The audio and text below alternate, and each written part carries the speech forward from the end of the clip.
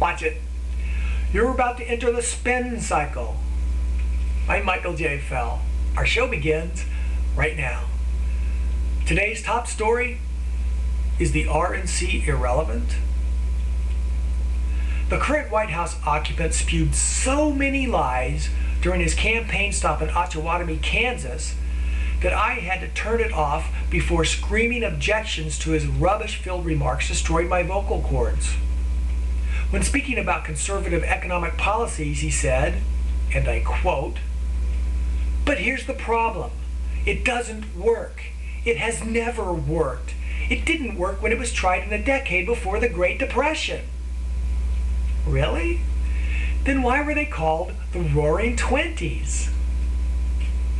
Facts are, detailed IRS data shows that the Mellon tax cuts resulted in greater tax payments and a larger tax share paid by those with higher incomes, all while creating an annual average growth rate of 4.7%. Conservative economic policies have never worked. Then why did Ronald Reagan's economy experience a 7.2% growth rate in 1984? During the Reagan expansion years from 1983 to 89, the economy grew by an average annual rate of 3.8%.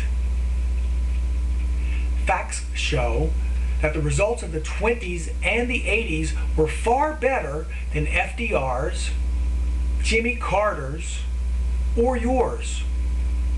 So quit borrowing from Karl Marx to play the pro-big government class warfare card, claiming that the middle class is under siege by rich people.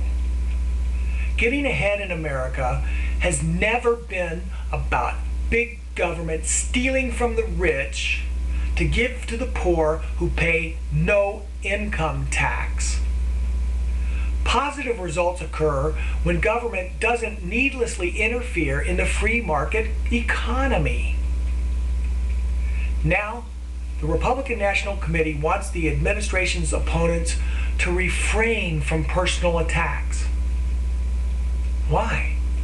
How well did that tactic and that strategy work for John McCain back in 2008?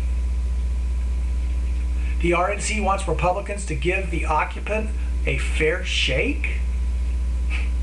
Let's give him what he deserves. Let's call him what he is: a liar. Calling a liar based on verified factual information does not reveal an inability to debate issues on merit. Quite the contrary.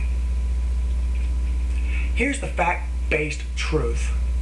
Progressives lie, cheat, and steal each and every election they can.